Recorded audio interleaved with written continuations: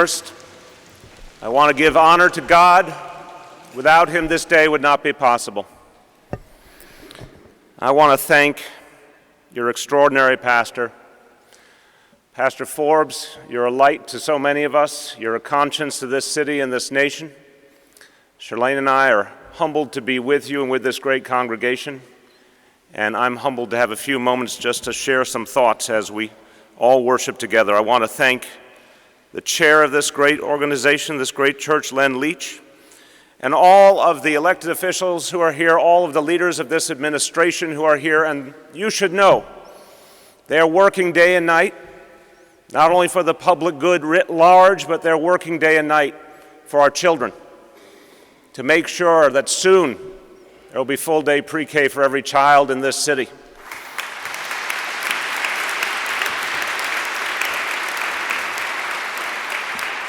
Soon there'll be after-school programs for every middle school student in this city.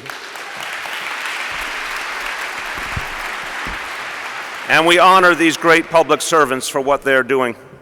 This stunning church, this extraordinary place, has defined a progressive vision for so long. It has fueled and energized progressive movements here and around the world. It's a reminder to us of what can be done. I think it's fair to say, Pastor, in this church, things that were deemed impossible become possible. Now, last week, this whole city was moved, was humbled, was shocked, was saddened by the tragedy in East Harlem. We all had a sense of pulling together. We came together. It didn't matter where we were from, who we were. We came together trying to help those in need. But somehow when we consider the education of our children, when we as a society engage in discourse about the needs of our children, somehow we too easily pull apart. It becomes routine. It becomes even unknowing. We disconnect. We don't communicate the way we could. And we have a crisis when it comes to education. It's a tragedy of a different kind. Too many children being left behind too frequently. You know, only less than 2/3 of our children graduate high school on time. And among those who graduate, less than a quarter are college ready. And when you think about Latino and African American students, it's only 11% who are college ready. When you think about that crucial third grade level, that make or break year, if you're on grade level by third grade, so many things can happen, and if you're not, you can fall behind permanently. In this city today, among children of color, fewer than 20% are on grade level by third grade. That is a crisis. That is a status quo that cannot be accepted. And I want to refer to a great theologian, Paul Tillich, who spent time at Union Theological Seminary, walked the streets of our city. He wrote a book called The Shaking of the Foundations. In it he says, "The noise of these shallow waters prevents us from listening to the sounds out of the depth, to the sounds of what really happens in the ground of our social structure, in the longing hearts of the masses, and in the struggling minds of those who are sensitive to historical changes." And those most sensitive to historical changes are those who are being left out time and time again. And too often that is our children. And so we have to shake the foundations. And this may be something that can unite us, because I know people of every ideology who want to shake the foundations. I know teachers in traditional public schools who want to shake the foundations. I know people in the charter school movement who want to shake the foundations. And what can unify us is that sense of urgency that we can't accept this status quo. Now, the answer is not to save a few of our children only. The answer is not to find an escape route that some can follow and others can't. The answer is to fix the entire system.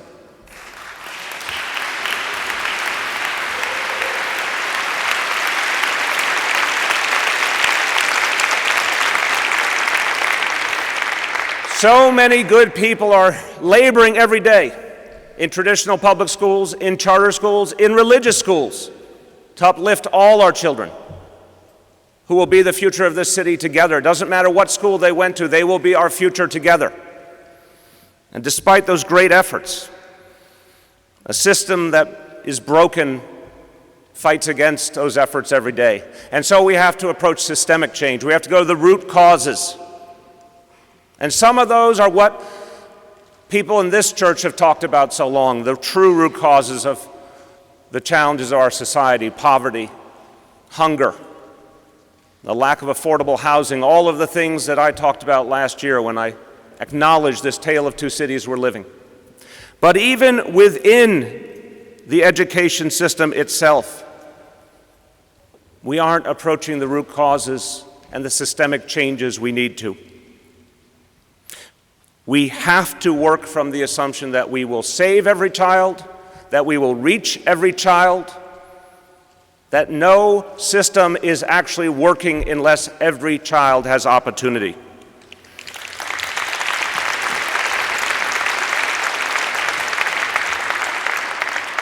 And we need to be able to say that despite the good efforts of so many, the school system is still broken in so many ways. Our brothers and sisters in the charter movement point to this reality. And I acknowledge that many people of goodwill in that movement are trying to shake the foundations, and we will work with them in good faith. But we need to work on solutions for the whole. And the original notion of the charter movement was to innovate, to create laboratories for new and better ideas that then could be brought to the whole traditional public school system. That's a positive vision we have to re-engage. The idea is not to create separation, the kind of competition that works for some and leaves others out. The idea is to create a fullness, a totality, a completeness in which our charter schools help to uplift our traditional public schools. 6% of our children in the charters, they are our children. We need them to succeed. 94% of the children in traditional public schools, they are our children. We need them to succeed.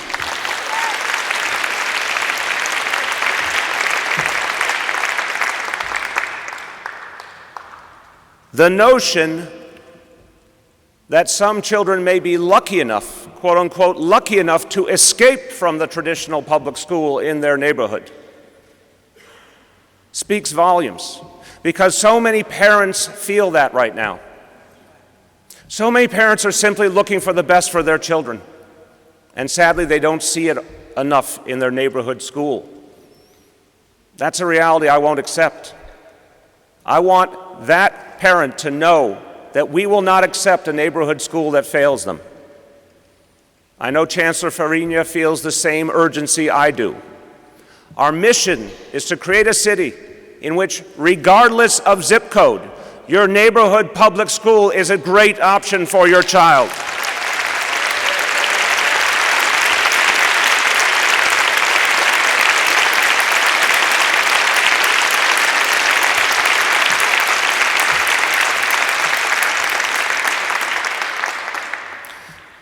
There has been failure. We should not look away from it.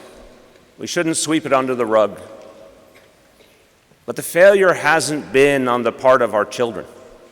The failure hasn't been on the part of our hardworking and struggling parents. It's all of us in public life who haven't measured up. And by the way, it's been for decades, and it's been bipartisan, a sad, universal reality of not reaching out and fixing those root causes. Well, I say to you today, as I start my mayoralty, I am devoted to each and every child of this city. It is my responsibility to fix the problem. And I won't choose between our children in this city any more than any parent would choose between the children of their family.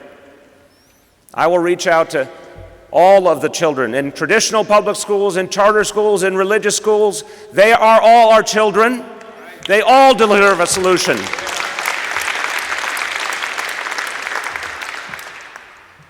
We made some decisions in the last weeks, striving for fairness. But I have to tell you, I didn't measure up when it came to explaining those decisions to the people of this city. So let me start to right the ship now. We want children to have good options, but good options have to serve both the children they are intended for while not displacing or harming other children in the schools to which they may go. There's a charter school with 194 children. It's a good school doing good work, and we are going to make sure those 194 children have a good home this year. But we will not do it at the expense of our special education children.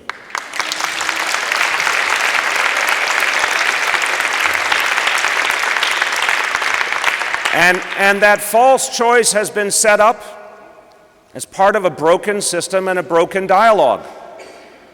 And it's time to start ending that kind of dysfunction. Not pitting one against another. Not somehow allowing the education discourse to be the place where we're least civil, least sane, least generous.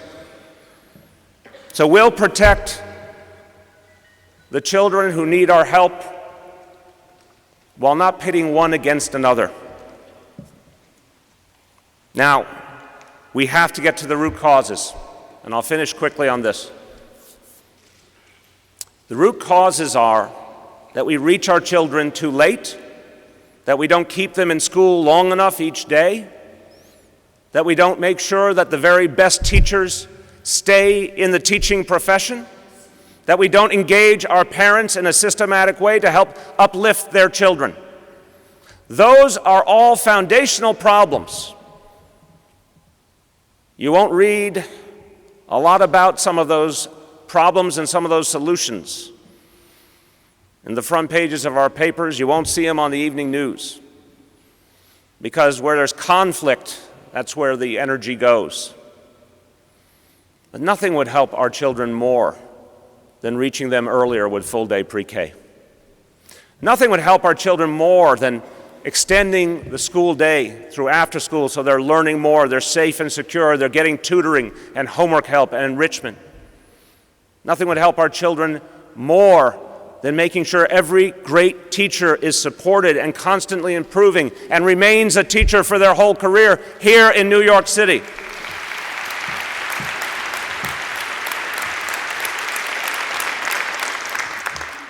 And nothing would help a child more than recognizing, and I say this as a parent, a public school parent, a proud one, that our parents are the first and last teachers of our children.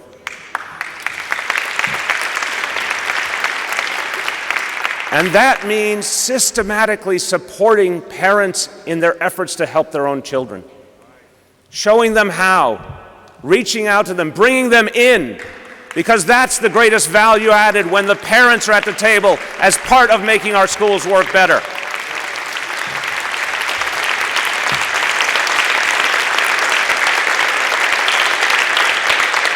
And we don't talk about how to do that enough, and we don't talk about how to retain great teachers enough. And until recently, we didn't talk about early childhood education enough. We didn't talk about after school enough, but now we are. And I'll finish on this hopeful note, Pastor.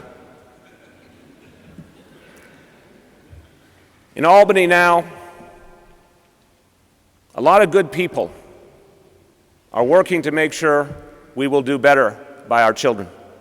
They're working to make sure we will break through that dysfunction finally. They're working for a reset.